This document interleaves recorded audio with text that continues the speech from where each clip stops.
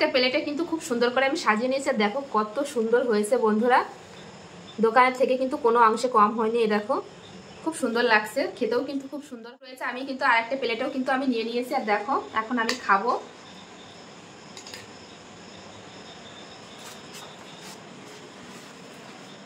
নমস্কার বন্ধুরা, তোমাদের সবাইকে অনেক অনেক স্বাগত জানাই বন্যা রান্না করে। আজকে আমি তোমাদের সঙ্গে শেয়ার করবো হচ্ছে চটপটি এবং মুখরোচক একটা রেসিপি। সেটা হচ্ছে আলু কাবলি। আমরা কিন্তু ছোট বড় খেতে কিন্তু সবাই খুব পছন্দ করে, সেটাই কিন্তু আজকে তোমাদের বানিয়ে দেখাবো। খুব ছোট্ট একটা রেসিপি, খেতে কিন্তু খুবই ভালো লাগে বন্ধুরা। যে সকল বন্ধুরা আমার চ্যানেলে নতুন, ফেসবুক থেকে দেখলে অবশ্যই পেজটি ফলো করবে, আর ইউটিউব থেকে দেখলে অবশ্যই চ্যানেলটি সাবস্ক্রাইব করবে। তো চলো আমি শুরু করি যে কিভাবে আমি এই আলু কাবলিটা বাড়িতেই বানাই।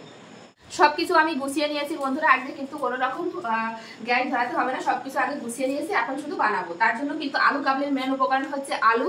এখানে আমি 4টে খোসা সমেত আলু কিন্তু সেদ্ধ করে নিয়েছি। সেদ্ধ করে কিন্তু ঠান্ডা করে নিয়েছি, ঠান্ডা করে নিতে হবে সেদ্ধ করে, না হলে কিন্তু আলু কাবলিটা ভেঙে যাবে। তখন আমি এই আলুর খোসাগুলো ছাড়িয়ে নেব।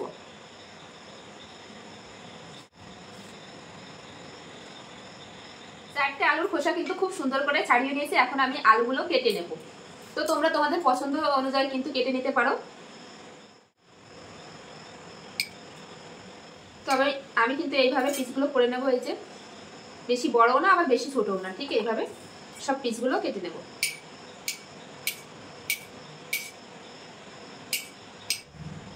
একই পদ্ধতিতে কিন্তু সব আলুগুলো কেটে নেব।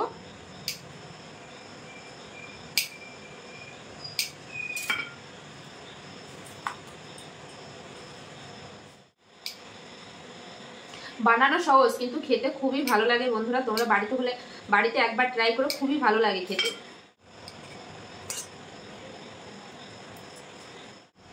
একইভাবে কিন্তু সব আলুগুলো কেটে নিয়েছি। এই যে আলুগুলো তো সুন্দর করে কেটে নিয়েছি। এবার এক এক করে কিন্তু আমি মশলা দেবো এই আলুর ভিতরে। প্রথমে দিয়ে দেবো হচ্ছে সাদা লবণ, এরপরে দিয়ে দেবো হচ্ছে বিট লবণ, এরপরে দিয়ে দেবো হচ্ছে বিট লবণ 1/2 চামচ। মশলা কিন্তু বানিয়ে রেখেছিলাম, এখানে রয়েছে জিরে, ধনে আর শুকনো লঙ্কা। তো এই মশলাটা আমি শুকনো কলাই ভেজে কিন্তু আমি গুঁড়ো করে রেখেছিলাম, সেখান থেকে দিয়ে দেবো কিন্তু 1 চামচ মতন। এই যে দিয়ে দেবো 1/2 চামচ চাট মশলা। এবার দিয়ে দেবো হচ্ছে টমেটো কুচি, পেঁয়াজ কুচি, কাঁচা লঙ্কা কুচি। ঝালটা তোমাদের পরিমাণ অনুযায়ী দেবে, যে যেমন ঝাল খাবে ঠিক সেই পরিমাণে কিন্তু দেবে ঝালটা। দিয়ে দেবো শসা কুচি, আর দিয়ে দেবো হচ্ছে ধনেপাতা কুচি। সেদ্ধ করে আমি এই যে মটর রেখেছিলাম, সেখান থেকে দিয়ে দেবো মটর, সেদ্ধ করে রাখা মটর। দিয়ে দেবো ছোলা। এবার দেবো তেঁতুল, কিন্তু আমি ভিজিয়ে তার কাঠটা আমি বের করে রেখেছি, এখান থেকে আমি দিয়ে দেবো 4 চামচ তেঁতুল গোলা। এবার কিন্তু সব উপকরণগুলো আমি খুব সুন্দর করে মিশিয়ে নেব। দেখেই তো জিভে জল চলে আসছে বন্ধুরা, খুবই ভালো লাগে খেতে।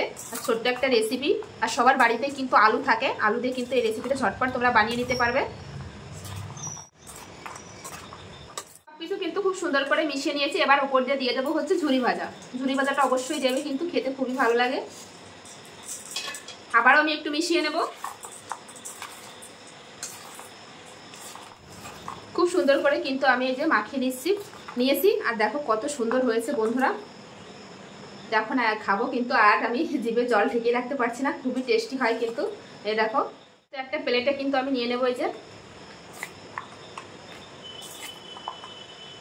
একটা প্লেটে কিন্তু খুব সুন্দর করে আমি সাজিয়ে নিয়েছি। দেখো কত সুন্দর হয়েছে বন্ধুরা, দোকানের থেকে কিন্তু কোনো অংশে কম হয়নি। এই দেখো খুব সুন্দর লাগছে, খেতেও কিন্তু খুব সুন্দর হবে। তো এই প্লেটে কিন্তু রয়েছে, আমি কিন্তু আরেকটা প্লেটেও কিন্তু আমি নিয়ে নিয়েছি। আর দেখো এখন আমি খাবো।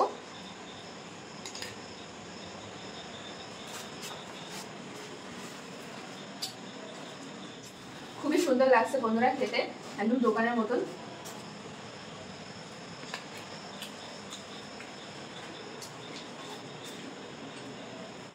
খেতে কিন্তু খুবই সুন্দর লাগছে বন্ধুরা, আমি তো খেয়ে যাচ্ছি।